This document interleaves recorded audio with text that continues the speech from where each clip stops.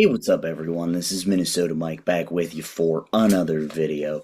This is another one in my vlog series that I do through the Memphis Songwriters Association in conjunction with the blog that I write for them, talking all about songwriting and what has worked for various artists over the course of a handful of years, whether those songs have been hits or not.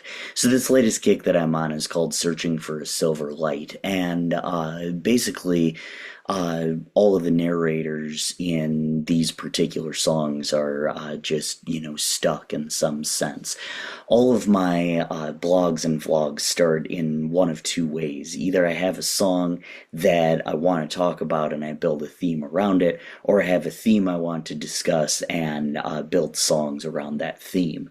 In picking this particular theme, I wanted to be careful because I never want to glorify sadness in a song, but sometimes it can be good to talk about melancholy moments in life, whether through a character or through a personal experience. We will do a mix of both in this particular vlog and blog if you choose to read it as well. So first we're going to chat about a song called Lanyards by the Hold Steady. Lanyards tells the tale of a person in a dead end. The narrator is in his hometown where he says there is nothing but the hum of the locusts and the rest of my life to get used to getting washed out by showbiz. He is the main one struggling throughout the song, but is seemingly saved by the other character in the song, whose character was cool.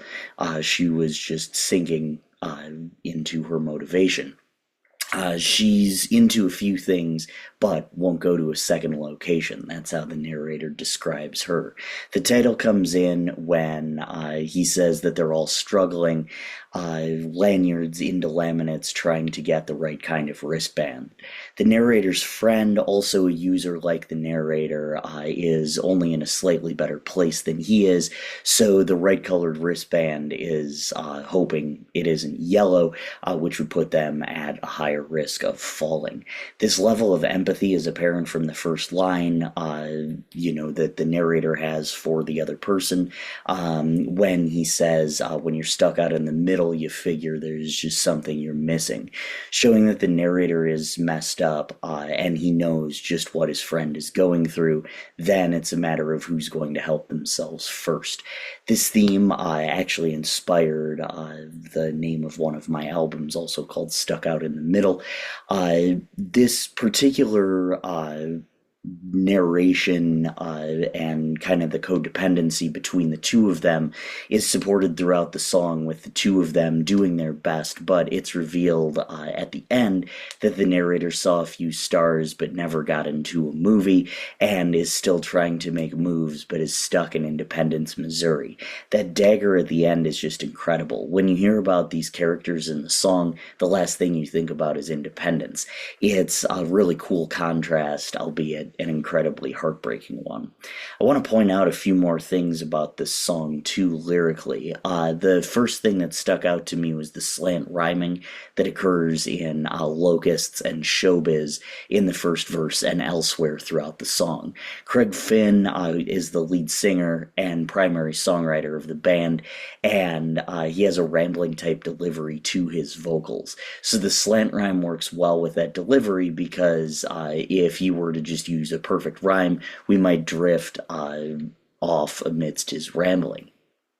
In addition, he's a storyteller, and in a complex story like this one and many of the Hold Steady's songs, it might be unrealistic for the narrator to rhyme perfectly given what they are trying to convey. So, for those of you playing along at home, Craig Finn is also from the great state of Minnesota, where great storytellers are born. So melodically, the song is written in the key of E major and uses the chords G sharp minor, E major 7, and B add 9 in the intro, which is a 3-1-5 pattern, and that gets repeated throughout the verses. However, the verses end with an E major 7 sus2.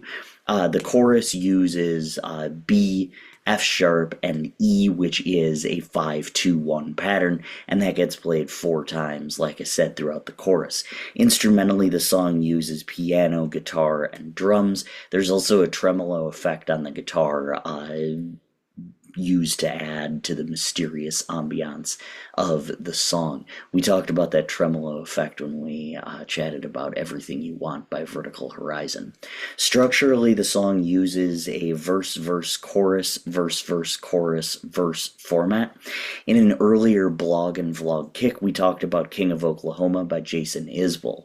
In that song, there are a handful of verses in a row before we even get to the chorus. In this, there are only two, which is relatively standard to a handful of songs, but the thing that sticks out to me about this choice is that the two choruses, both different but building in nature, add to the verses but don't reiterate the title of the song.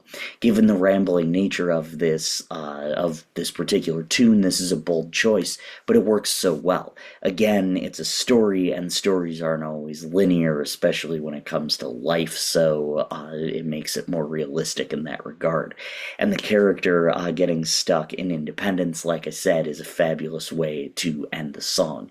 It should be noted that both Finn's solo work and his work with the Hold Steady will often revisit characters from previous songs, so this might not be the last that you hear of these two, but if you listen in isolation, it's still an absolutely amazing story.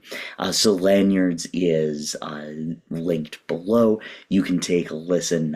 Like I said, I'm Minnesota Mike, and this is on behalf of the Memphis Songwriters Association. So make sure you check out my blog on their website, as well as all my other vlogs right here on my YouTube page. Thank you so much.